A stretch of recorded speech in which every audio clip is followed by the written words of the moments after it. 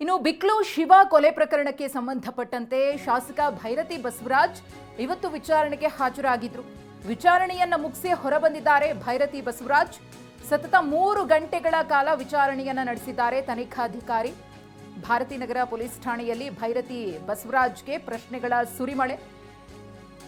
ಕೊಲೆಗೂ ನನಗೂ ಯಾವುದೇ ರೀತಿಯ ಸಂಬಂಧ ಇಲ್ಲ ಅಂತ ಹೇಳಿ ಭೈರತಿ ಬಸವರಾಜ್ ಅವರು 2ನೇ ಬಾರಿಯ ವಿಚಾರಣೆಯಲ್ಲೂ ಕೂಡ ಪುನರುಚ್ಚರಿಸಿದ್ದಾರೆ. ಬಿಕ್ಲು ಶಿವ ಕೊಲೆ ಕೇಸ್ಗೂ ನನಗೂ ಸಂಬಂಧವಿಲ್ಲ. ವಿಚಾರಣೆಯ ಬಳಿಕ ಶಾಸಕ ಭೈರತಿ ಬಸವರಾಜ್ ಅವರು ಈ ಕುರಿತು ಹೇಳಿಕೆಯನ್ನ ಕೊಟ್ಟಿದ್ದಾರೆ.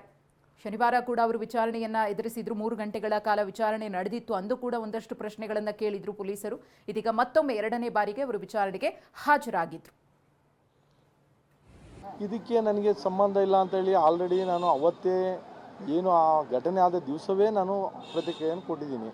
ಇದಕ್ಕೂ ನನಗೆ ಯಾವುದೇ ಸಂಬಂಧ ಇಲ್ಲ ಅಂತ ಹೇಳಿ. ಜಗದೀಶ್ಗೆ ಒಂದು ನಿಮ್ಮ ನಂಟಿದೆ ಅಂತ ಹೇಳ್ತಾ ಇದ್ರು. ಈಗ ನಿನ್ನೆ ಅರೆಸ್ಟ್ ಮಾಡಿರುವ 4 ಜನಕ್ಕೂ ಕೂಡ ನಂಟಿದೆ ಅಂದ್ರೆ ನೋಡಿ, ಒಂದು ನಿಮಿಷ, ಯಾರು ಹೇಳ್ತಾ ಇರೋದು? ಅದು ನಾನು ಹೇಳ್ತಾ ಇದ್ದೀನಾ ಇಲ್ಲ ಬೇರೆ ಯಾರೋ ಹೇಳಿದಾರ? ಅದನ್ನ ನೀವು ಸುದ್ದಿ ಮಾಧ್ಯಮ ಅಲ್ಲ ನೋಡಿ, ನೀವು ಸುದ್ದಿ ಈಗ ನಾನು ಒಬ್ಬ ಜನಪ್ರತಿನಿಧಿ.